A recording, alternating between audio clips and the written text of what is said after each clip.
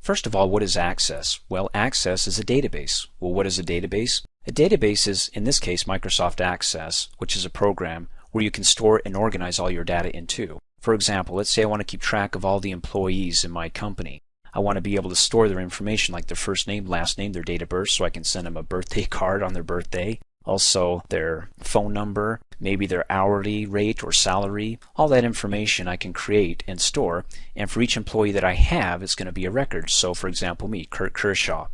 I have my first name, my last name in this database. Also I'm going to have my home address, the hourly rate that I make. All that creates one record of information, one record for each employee. Okay, other things I can keep track of are like products. My company sells products. I want to keep track of it separately from the employees. Now in Microsoft Access, to keep track of them separately, they have what are called tables.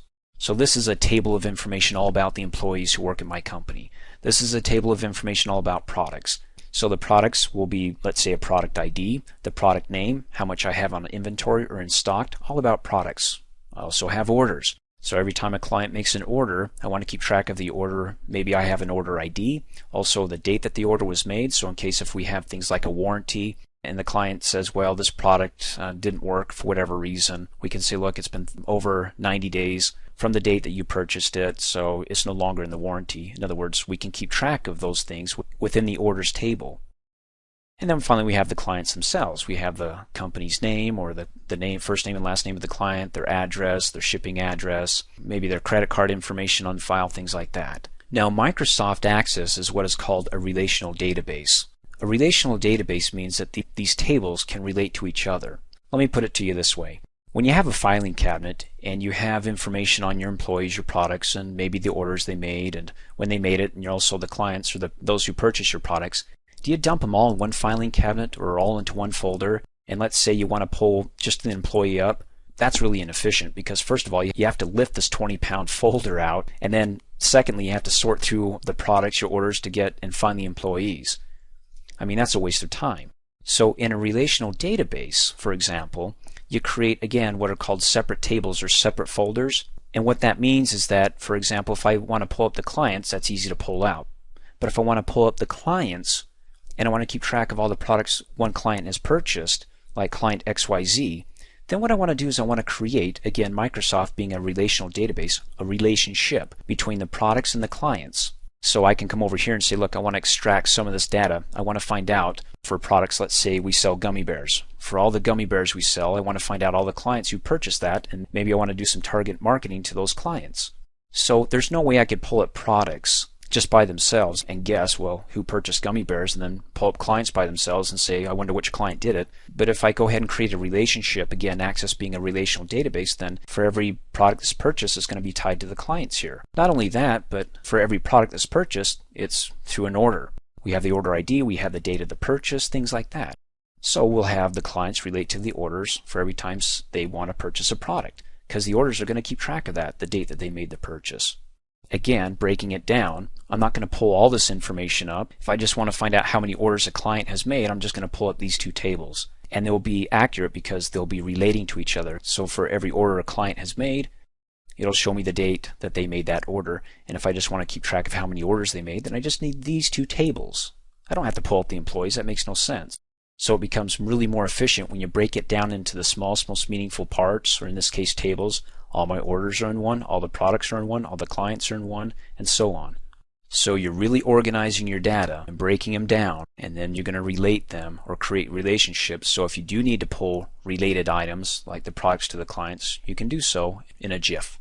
Now Access is more than just tables of information. In fact, what makes Access so powerful is once you create your tables or your data in these tables is the ability to manipulate that data and pull in what you want when you want it. So for example, I've got, let's say, 200 employees. I don't want to go through each employee's record and find out if the employee has benefits or doesn't have benefits. I want to be able to instantly create a query and pull up all the employees who don't. Just filter out those who have it and filter in those who don't. Let's say out of the 200, it automatically pulls up 25. I mean, that's fast, that's efficient, and that's what they call a query in Access. And then based on that query, I could create a report, print that off, and hand it over to HR and have them go ahead and contact those employees to be able to offer them benefits. Also, you can control how the information is being entered into your database, and in this case into your tables. So for example, if I hire on a new employee, I want to be able to have the first thing that they enter in is the employee ID, and then the employee's first name, last name. Just think of it this way. Have you ever done shopping over the web? You go onto a web page, you put in your first name, your last name, and they have the fields up at the top. Well, in Access, you can control where you place those fields and what fields come first. You can have the fields up at the top of your form, in the middle, over to the right-hand side. Again, instead of the first name being first, I would have the employee ID being first. Maybe the employee ID is a unique identification number. Maybe it's their social security number. But again, I can control the user's input of what needs to come first when it comes to entering in the records. In fact, let me go to the next slide in my PowerPoint presentation and break this down.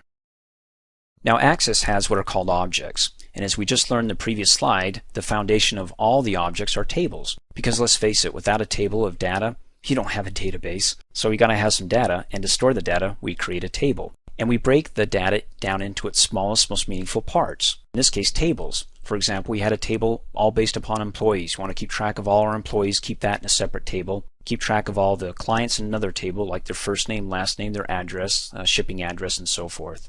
Now, before I go any further, I strongly recommend that you actually watch Microsoft Excel 2007 training videos if you're not familiar with Excel, because Access has a lot of similarities to Excel, except that Excel is a little bit more simplistic and is a great introduction to Access's tables. For example, I'm going to go ahead and click on this link and open up a Microsoft Excel workbook and give you just an introduction into Access tables. Because Access tables and this Excel, what they call a spreadsheet here, are the same in that they have cells here. And these cells make up a spreadsheet, or in Access they would make up a table.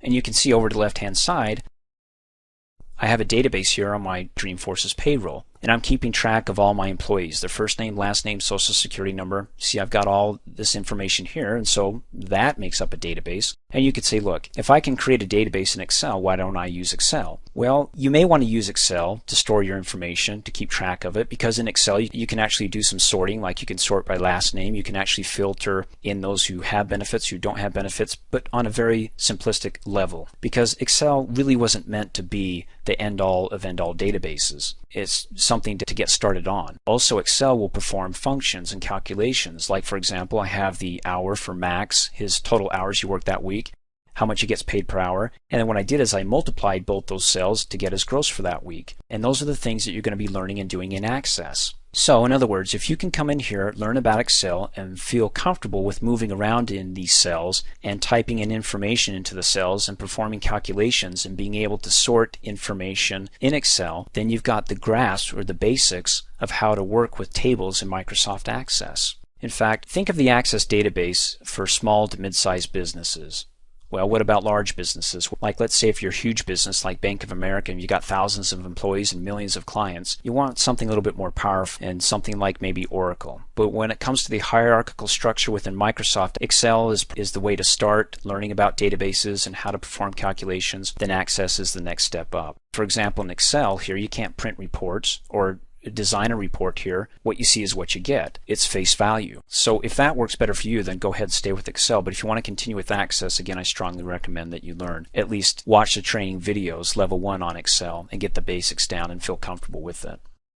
So let me go ahead and close out of Excel, come back to our PowerPoint presentation, and finish our objects off. So once we have our data, our raw organized data, the tables, then we can go ahead and query out information from those tables. We can say, look, I want to see all the employees who don't have any benefits. That's what's called a query. And it instantly filters out those employees who do have benefits and only pulls in those who don't, without having to scroll through, again, hundreds and hundreds of records. On top of a query, we have what are called forms and reports. Again, a form is something that you can create as a place where you can organize the fields and control how the user inputs data into the table.